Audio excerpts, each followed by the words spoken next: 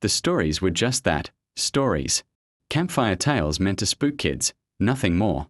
At least, that's what Liam told himself as he and Chloe navigated the overgrown path into Blackwood Forest. Chloe, ever the skeptic, just laughed it off. Strange lights. Disappearances? Liam, it's probably just a local legend to keep tourists away. But even she couldn't deny the oppressive silence that fell as soon as they were deep enough that the road was no longer visible. The air grew heavy, thick with the scent of damp earth and something else, something ancient and watchful. They found a small clearing, a perfect circle as if drawn by a compass, and decided to set up camp. Liam gathered firewood while Chloe pitched the tent. The woods around them were eerily still. No birdsong, no rustling of small animals. Just the sound of their own movements and the whispering wind that seemed to curl around the trees, carrying hushed secrets. As Liam worked, he could have sworn he saw movement at the edge of his vision, a flicker of shadow that vanished when he turned to look. He dismissed it as a trick of the light, the late afternoon sun slanting through the dense canopy. As dusk settled, painting the sky in shades of bruised purple and orange, they got the fire going. The flames crackled and popped, a welcome companion in the growing darkness. They sat on a log, roasting marshmallows and sharing stories, their laughter a fragile shield against the encroaching night. But as the last sliver of daylight vanished, the atmosphere shifted. The fire, which had been a cheerful blaze just moments before, began to act strangely. The embers would lift from the flames, not carried by the wind, but dancing in intricate, mesmerizing patterns. They swirled and spiraled in the air, forming shapes that almost looked like figures before dissolving back into sparks. Chloe stared, her marshmallow forgotten on its stick. "Did you see that?" she whispered, her voice barely audible over the crackling fire.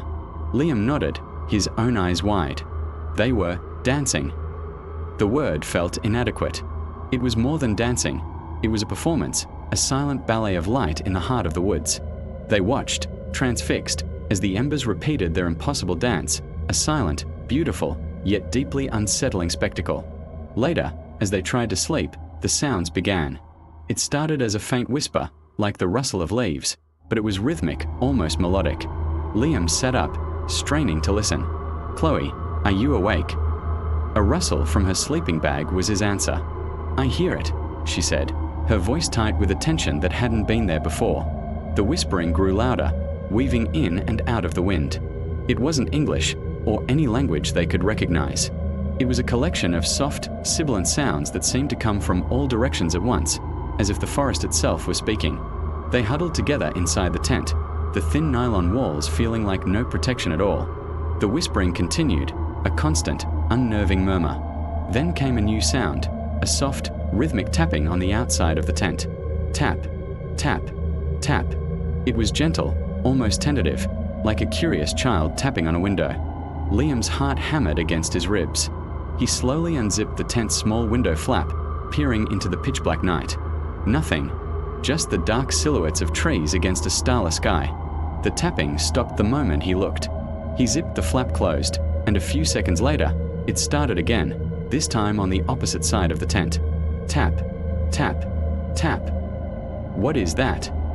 Chloe breathed, her face pale in the faint glow of their lantern. "I don't know," Liam admitted, "and I don't want to find out." They stayed awake for hours, listening to the symphony of the unseen, the whispers that coiled around their tent and the phantom tapping that played a game of hide-and-seek with their sanity. The dancing embers seemed like a distant, almost pleasant memory compared to this. Just before dawn, an unnerving silence fell over the forest once more. The whispers faded, the tapping ceased. It was as if the night had finally exhaled. Exhausted, they must have drifted off, because the next thing Liam knew, he was being shaken awake by Chloe. "Liam, look," she urged, her voice trembling. He scrambled out of the tent, and his breath caught in his throat. All around their campsite, in the soft dirt, were footprints. But they weren't human, and they weren't from any animal they could identify. They were long and slender, almost delicate, and they were everywhere. They circled the tent, approached the fire pit, and led off in every direction into the trees. But the most disturbing part? There were no tracks leading into the clearing. It was as if whatever made them had simply materialized in the center of their camp and then vanished back into the woods. As they stood there in the grey morning light, a glint of metal near the cold fire pit caught Chloe's eye. She walked over and picked it up. It was an old-fashioned silver locket, tarnished with age. She pried it open. Inside, faded photographs of a man and a woman smiled back at them, their faces from another era. There was no name, no date, just the silent, smiling faces of strangers. Where had it come from? It certainly hadn't been there when they set up camp. They didn't need to say a word. They packed up in a frantic, silent rush, constantly glancing over their shoulders at the watchful trees. The oppressive feeling hadn't left. If anything, it was stronger, charged with the energy of the night's events. As they practically ran back down the path, the forest seemed to hold its breath. The silence was absolute. No whispers, no tapping, just the sound of their own panicked footsteps on the damp earth. When they finally broke through the tree line and saw the road, a wave of relief so powerful it almost buckled their knees washed over them. They didn't stop until they were in the car, doors locked, driving as fast as they could away from Blackwood Forest.